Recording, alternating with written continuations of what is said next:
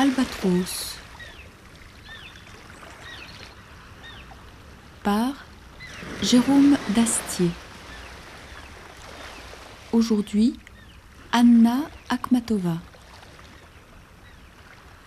avec la participation de Natalia Gorbanevskaya. Texte lu par Catherine André, Françoise Lebrun et la voix d'Anna Akhmatova. Le problème du personnage et du rôle qu'assume le poète, pour Akhmatova aussi, la place du poète doit rester vide, comme écrivait Pasternak. C'est une poésie qui n'est pas celle d'un héros. Le lecteur donne sa voix à son poème peut-être plus facilement qu'à ceux de Pasternak, de Mandelstam ou de Tsvetaeva, parce que ces poèmes sont plus immédiats, limpides comme des miroirs. Ils ne vous tendent pas à l'image du poète, de sa personnalité ou de son univers particulier. Ils suggèrent, et donc ils sont issus d'une fine observation et d'une sympathie avec les autres. La voix d'Akhmatova est discrète, elle ne la force jamais. Dans chacun de ses poèmes flotte une émotion, un sentiment, indignation, amour, sentiment religieux, qui n'ont pas été exprimés directement, mais qui sont restés à l'arrière-plan, comme le bien privé du poète. Cette réserve est inséparable de sa faculté de sentir les autres, de se confondre avec eux. Quand la réalité difforme et implacable serre chacun dans son étau et passe sur la poésie, Akhmatova a la force d'imprégner sa poésie de cette réalité. Sa voix étranglée continue à parler. Elle peut décrire l'horreur parce que, comme elle le dit dans un de ses poèmes, ses vers poussent sur la saleté. Le mal et la souffrance qui l'environnent, elle peut les dire et non en mourir comme Tsvetaeva. Et si elle le peut, c'est peut-être parce qu'elle se sait coupable. Perclus et froid étaient mes seins, mais mon pas, léger comme avant. Sur la main droite, j'enfilai le gant de l'autre main. Les marches me parurent innombrables, bien que je sache qu'il y en avait 3. Le souffle de l'automne parmi les érables me suppliait. Meurs avec moi. Je suis déçu, vois-tu, par un sévère, par un cruel et traître sort. Je lui répondis, souffle qui m'est cher. Moi aussi. Avec toi, je trouverai la mort. De la dernière entrevue, telle est la chanson. J'ai regardé la sombre et tranquille demeure. Les bougies brûlaient aux chambres de la maison, avec une dure et jaune lueur. Natalia Gorbanevskaya est une poétesse russe, exilée à Paris. Elle a passé 2 ans en prison en Union soviétique après avoir manifesté sur la place Rouge contre les événements de Tchécoslovaquie. Elle a bien connu Anna Akhmatova dans les 2 dernières années de sa vie. J'ai fait sa connaissance en mai 1962. Je suis allée chez elle quand elle était à Moscou pour lui montrer ses poèmes, mes poèmes. J'ai eu peur, bien sûr, parce que montrer mes poèmes un grand poète, Akhmatova, c'était un événement de ma vie et ça reste peut-être le plus grand événement de ma vie. Et j'ai été étonnée par sa personnalité, par son attitude. Il n'avait rien d'une attitude d'un poète qui ne peut jamais oublier qu'il est grand poète. Il s'estimait, bien sûr, mais il ne faisait jamais de sa poésie un rôle social. Pour il, être poète n'était jamais justification d'être hystérique, d'être au-dessus d'autres, comme c'est parfois le cas pour plusieurs poètes. Je dirais par exemple, c'est l'attitude de Tsvetaeva. Pour moi, Akhmatova était quelque chose absolument contraire à l'image de poète que j'ai appris des poèmes de Tsvetaeva. Et je pense que c'est Akhmatova qui m'avait appris des choses très simples, c'est-à-dire ne pas faire de tout ce qu'on avait fait dans sa vie, d'écriture, des actions, ne pas faire le permis d'agir sans conscience morale. Pour moi, Akhmatova était vraiment un exemple de poète, dans la vie privée, dans la vie civique. J'ai été présente au moment, je pense, très important dans la vie d'Akhmatova, quand elle a décidé de diffuser enfin le texte de Requiem. Le Requiem a été écrit entre 1936 et 1940.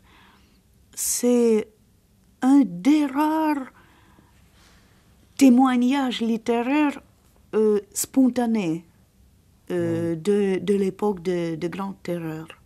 Parce qu'il y a beaucoup de livres qui étaient écrits plus tard. Mais je pense, sauf Requiem, il n'y a que le livre de Lydia Tchoukovskaya, La maison déserte, ou La maison désertée. Oui. Oui. Et Requiem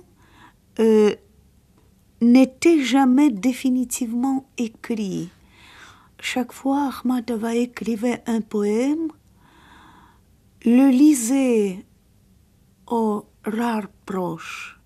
Et après cette lecture, Akhmatova brûlait la feuille avec le poème.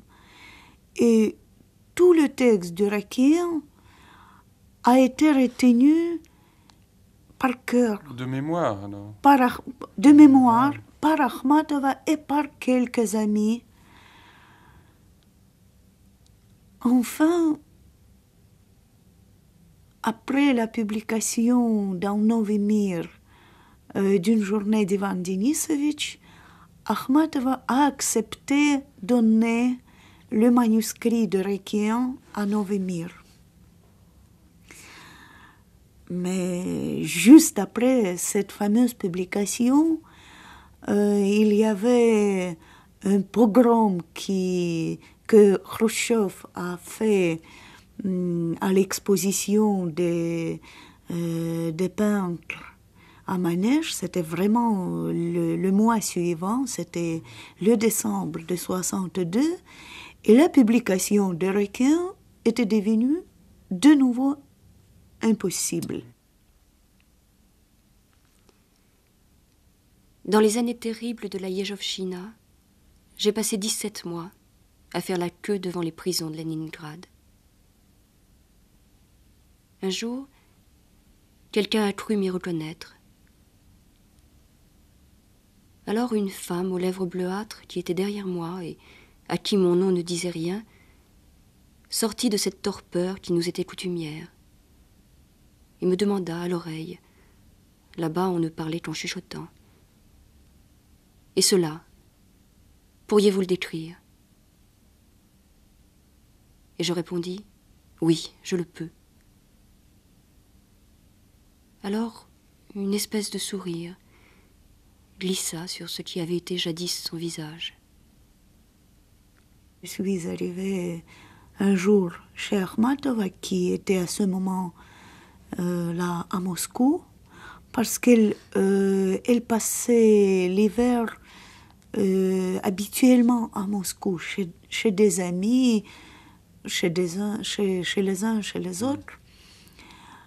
Et j'ai pris les feuilles de papier, j'ai pris un stylo.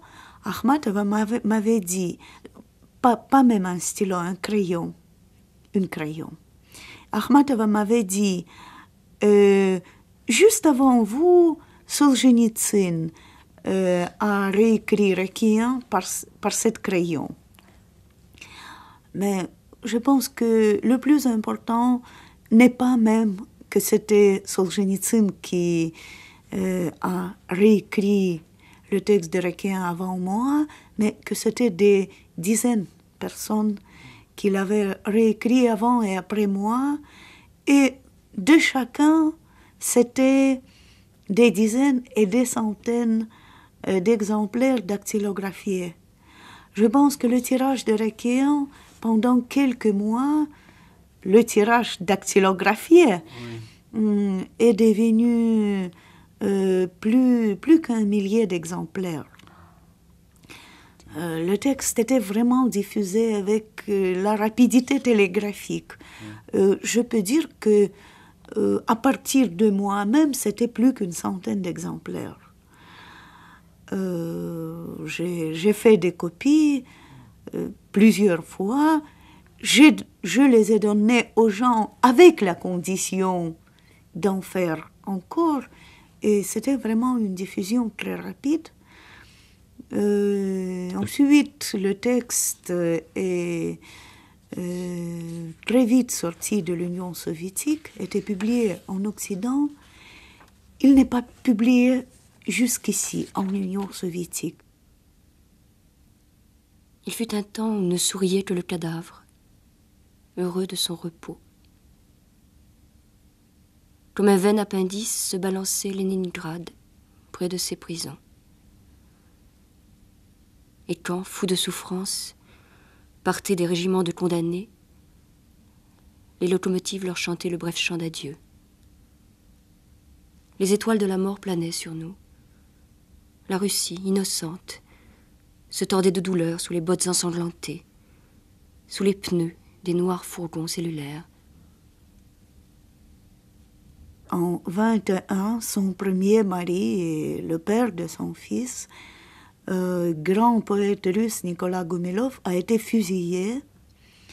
C'était sous Lénine. Encore, c'était à Petrograd. Et c'était la raison de la non-publication des poèmes d'Akhmatova pendant de longues années. Et avant la guerre, son fils a été arrêté 2 fois. Il était arrêté en 1935, mais il était relâché assez vite. Et ensuite, il était arrêté en 1938. Il était relâché pendant la guerre. Mais après la guerre, il était arrêté de nouveau. Il était arrêté 3 fois. Et quand il était arrêté après la guerre, il n'était libéré qu'en 1956. Et le second mari d'Akhmatova, Oui, Pounin. Pounin, critique d'art, était arrêté aussi avant la guerre. Donc,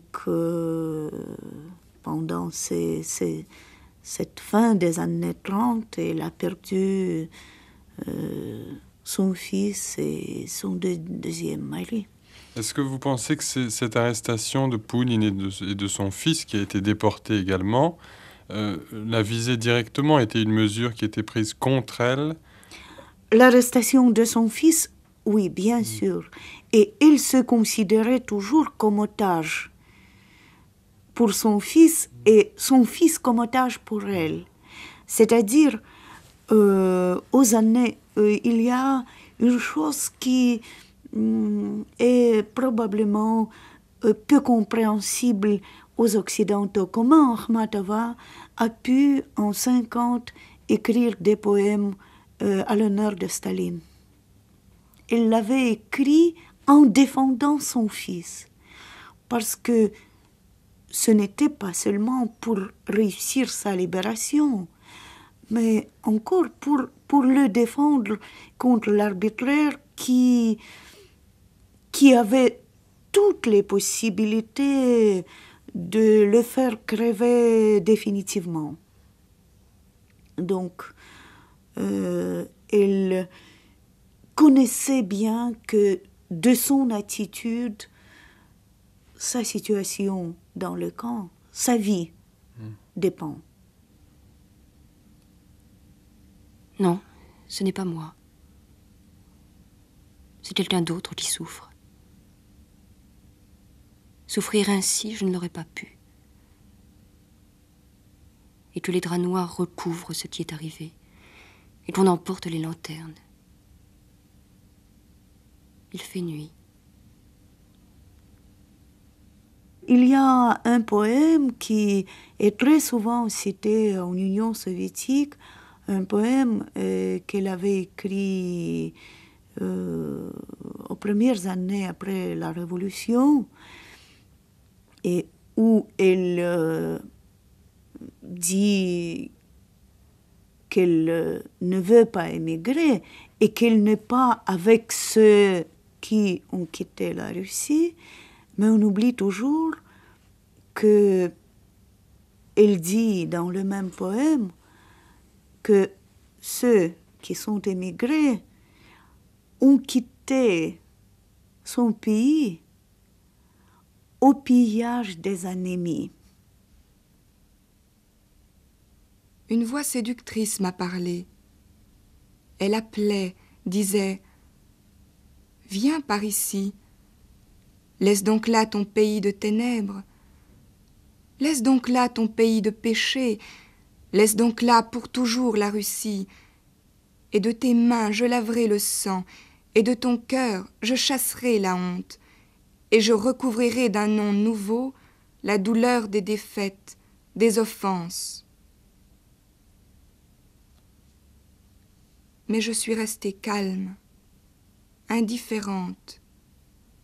Avec mes mains, j'ai bouché mes oreilles pour éviter que ces propos indignes viennent souiller un esprit affligé. Parfois, des persécutions sans le procès, sans le camp, ne sont pas moins dures.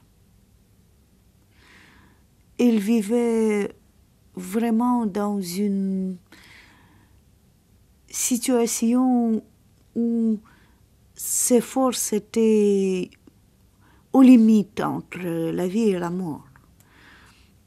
Bon, elle crevait de faim, bien sûr. Elle était sous la filature constante. Toujours, il y a des mémoires où on raconte chaque fois, près de son immeuble, il y avait un couple d'amoureux qui la suivait ensuite si elle sortait de chez elle. Elle habitait dans l'immeuble, elle avait une petite pièce dans l'immeuble qui était la propriété de l'Institut océanographique.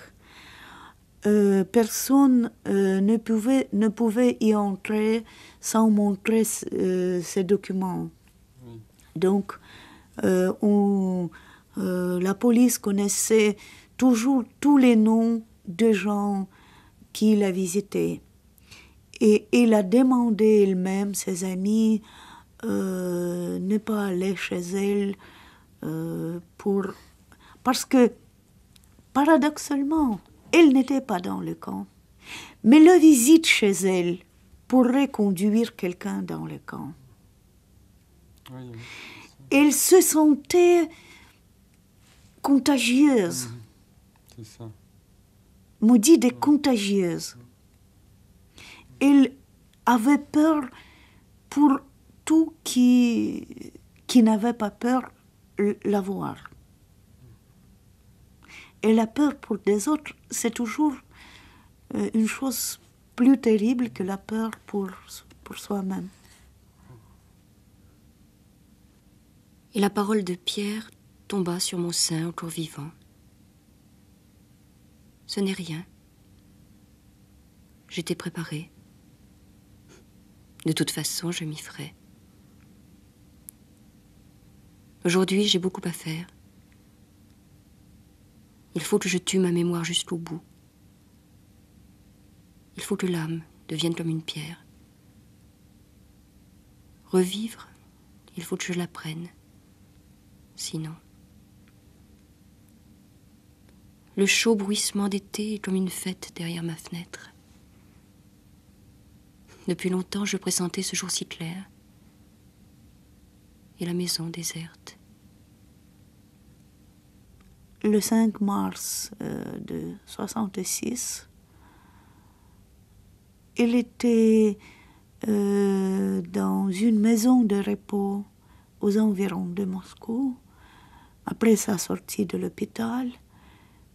Et un ami, poète de Leningrad, est allé la visiter pour fêter l'anniversaire de mort de Staline. Ils se sont vus à la veille. Elle l'a invitée à venir. Elle était joyeuse. On va fêter cet anniversaire. Et quand il est venu, elle était déjà morte.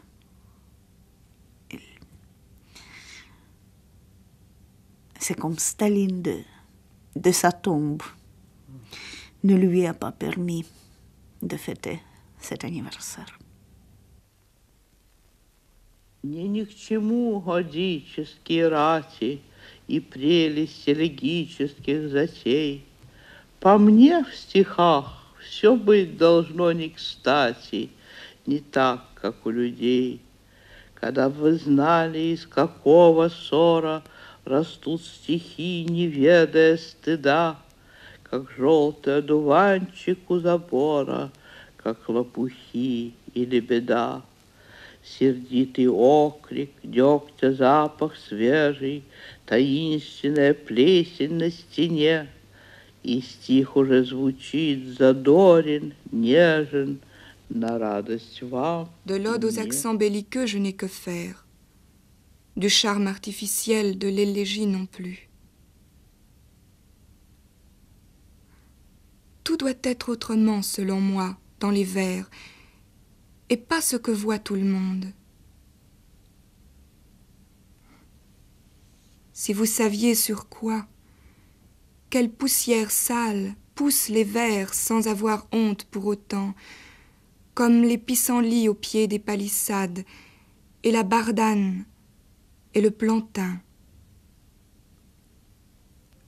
Un cri furieux, l'odeur de goudron qu'on répand, la moisissure mystérieuse sur un mur, et voici que le vers résonne vif et tendre pour votre joie et pour la mienne. Le cœur des anges a glorifié cette heure si grande, et le feu dévora les cieux. Il dit au Père, « Pourquoi m'as-tu abandonné ?»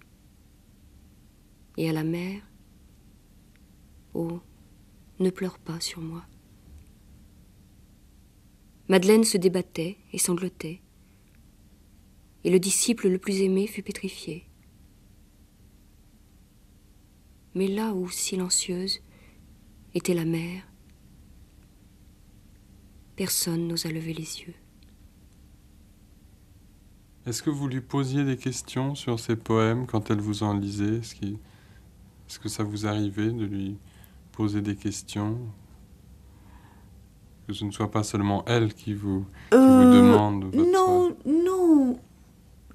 Non, je n'avais pas de questions parce que j'ai tant aimé sa poésie que je ne faisais parfois que des remarques au sujet des lignes qui m'avaient fasciné plus que d'autres. Oui. Par exemple, il y avait un poème qu'elle m'avait lu qui se termine par 2 lignes, mais il ne m'est pas donné d'oublier le goût des larmes d'hier. Et pour moi, c'était une révélation. Et je lui ai dit très timidement quelle phrase c'est là, quelle ligne. Mais elle m'avait regardé assez sévèrement, comme s'il pensait que je n'accepte que ces 2 lignes. J'ai dû m'expliquer. Je n'avais pas de questions, vraiment. J'ai vu plusieurs gens qui sont arrivés chez elle, qui lui ont posé des questions, et moi, j'ai préféré toujours d'écouter, même d'écouter sa voix, et d'écouter, de la regarder. Vraiment, je ne suis pas timide habituellement. Avec elle, j'étais timide bien qu'elle m'aimait bien, vraiment. Et j'ai appris comment s'effondrent les visages, sous les paupières. Comment émerge l'angoisse, et la douleur se grave sur les tablettes des joues, semblables aux pages rugueuses des signes cunéiformes. Comment les boucles noires ou les boucles cendrées deviennent, en un clin d'œil, argentées. Comment le rire se fane sur des lèvres soumises. Et dans un petit rire sec, comment tremble la frayeur. Et je prie Dieu, mais ce n'est pas pour moi seulement, mais pour tous ceux qui partageaient mon sort, dans le froid féroce, dans le juillet torride, devant le mur rouge, devenu aveugle. À propos de sa poésie, Nadezhda Mandelstam a dit qu'elle était le poète du renoncement et non de l'amour. Est-ce que vous partagez cette Oui, je partage opinion? cette opinion. Même, je dirais que quand elle était poète de l'amour, c'était l'amour destiné au renoncement. Ça peut-être touche aussi ce renoncement du rôle social du poète.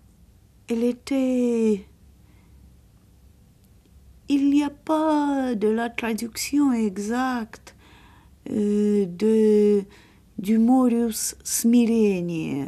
On le traduit habituellement comme résignation, mais ce n'est pas ça. C'est beaucoup plus profond. Ce n'est pas seulement la résignation. C'était aussi un des mots par lesquels on peut la déterminer. Je trouve que dans ses vers, notamment dans ses poèmes d'amour, justement le thème de la déception, de la rencontre manquée, de la non-rencontre, revient très souvent d'une façon presque obsédante. Il y a un de ces poèmes dans lequel elle dit tu es venu 10 ans avec 10 ans de retard. Il y a souvent comme ça dans ces poèmes la rencontre qui ne s'est pas produite, ou qui s'est produite trop tard, ou qui n'a pas été possible, ou bien l'amour qui n'a pas pu s'accomplir. Ce thème de la déception, de l'inaccomplissement revient souvent, je trouve. Je pense que ce thème est un thème habituel de la poésie. Mais si nous disons sur Akhmatova qu'elle était ce poète de renoncement, c'est que ce thème est donné chez elle, je répète, sans l'hystérie. Akhmatova est toujours restreinte. Elle ne fait pas un spectacle de sa souffrance. Des souffrances sont comme dans les coulisses. C'est le renoncement et pas seulement le thème de non-rencontre ou de l'amour déçu. C'est l'attitude à l'égard de cet amour déçu, l'attitude à l'égard de ce non-rencontre. Oui, elle est très retenue et elle suggère plutôt, souvent par des détails très, très précis, comme par exemple le fameux détail dont vous avez parlé, du gant de la main droite qui était enfilé sur la main gauche, dans ce poème sur la dernière entrevue. Et souvent, d'ailleurs, ces poèmes sont des scènes brèves qui suggèrent toute une histoire. Oui, par exemple, voilà le poème «Здесь всё меня переживет». Sonnet marin qui commence par la ligne «Ici tout va survivre à ma mort». Et 6 dernières lignes de ce sonnet, et le chemin paraît si aisé, blanc dans le bosquet d'émeraude, où il conduit, je ne le dirai pas. Là-bas, entre les troncs, il fait plus clair encore, et tout ressemble à l'allée de Tsarskoye, près de l'étang. Où il conduit, je ne le dirai pas. Et c'est écrit à Komarovo, près de Leningrad. Moi, je connais où conduit ce chemin décrit dans ce sonnet. C'est le chemin qui conduit au cimetière de Komarov. Et c'est le cimetière où Akhmatova était plus tard enterrée. C'est le chemin, il conduit au cimetière, ensuite au lac. Mais c'est où il conduit, je ne le dirai pas. Дорога не скажу куда.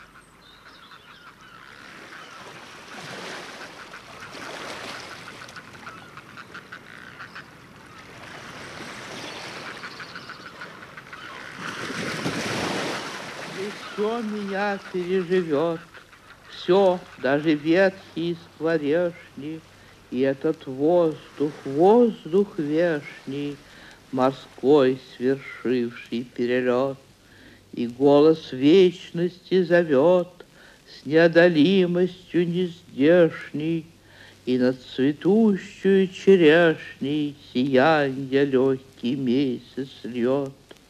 И кажется такой нетрудной, белев чаще изумрудной, дорога не скажу куда.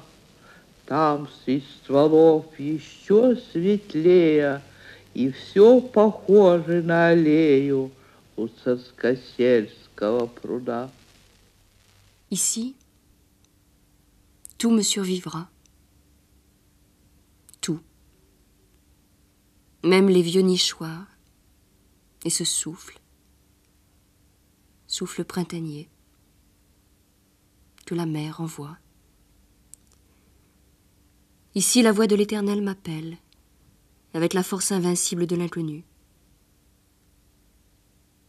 Sur les cerisiers en fleurs, la lune légère étend sa lueur. Il paraît si aisé, blanc dans le bosquet d'émeraude, le chemin vers le lieu que je tais. Là-bas, près des troncs, il fait plus clair encore. Et tout ressemble à l'allée proche de l'étang de Tsarskoye.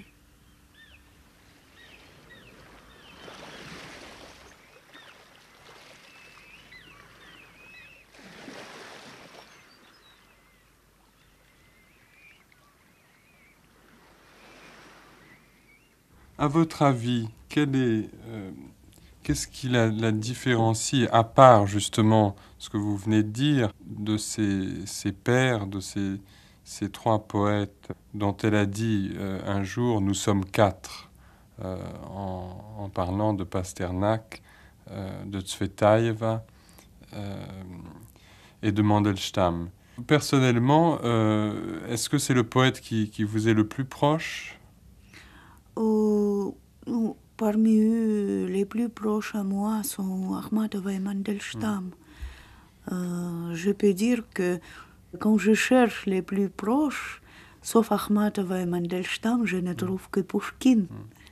Mais c'est le lieu commun. Oui. Mais quelle est pour vous alors la nourriture essentielle que vous trouvez dans la poésie d'Akhmatova, la plus c'est comme on respire. Singulière. Respire l'air pur, l'air nourrissant, comme on écoute Mozart ou Schubert. Quand je dis tout ça, je ne veux pas décrire seulement le plaisir. On se veut plus pur. Chaque fois quand j'écris des nouveaux poèmes ou quand je fais le recueil des poèmes, je pense toujours et qu'est-ce que Akhmatova aurait pensé sur cela.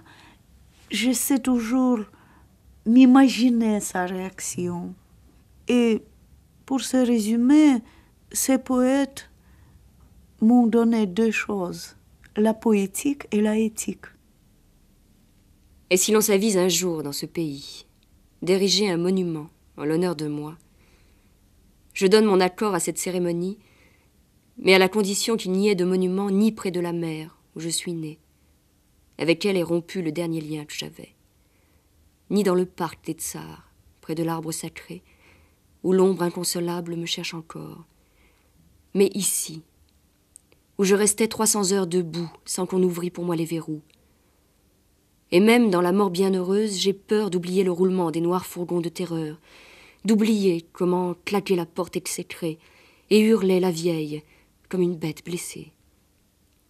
Que des paupières immobiles, des paupières de bronze comme des larmes, ruissellent de la neige fondue. Que la colombe de la prison roucoule au loin. Que s'en aillent sur la Neva en silence les bateaux.